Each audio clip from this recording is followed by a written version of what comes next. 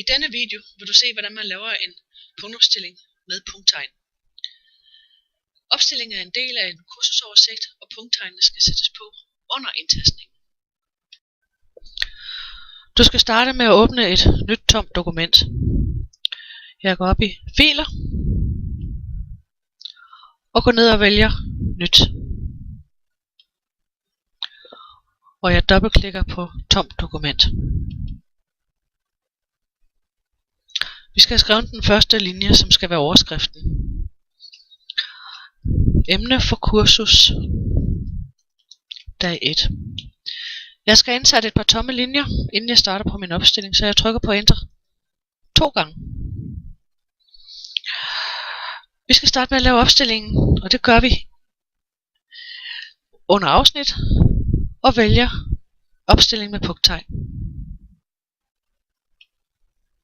Nu kan I se, at der kommer et punkt, og vi kan begynde at lave vores punktopstilling. Jeg skriver formatering.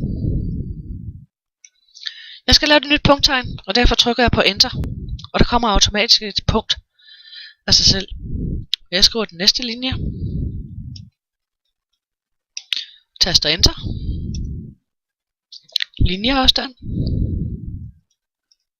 Taster Enter. Tabulering. Taster Enter. Udskriv. Taster Enter. Hjælp. Taster Enter. Åbn.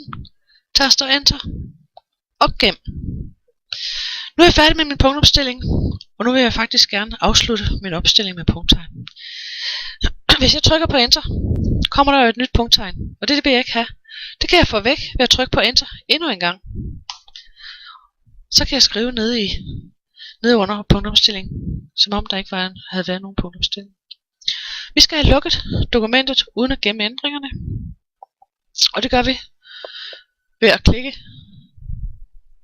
på det røde kryds oppe i hjørnet.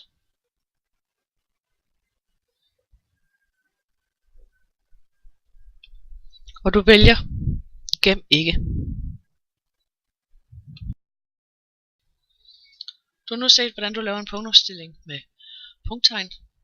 Der findes flere videoer om punktopstillinger, blandt andet hvordan du laver tal og i flere niveauer.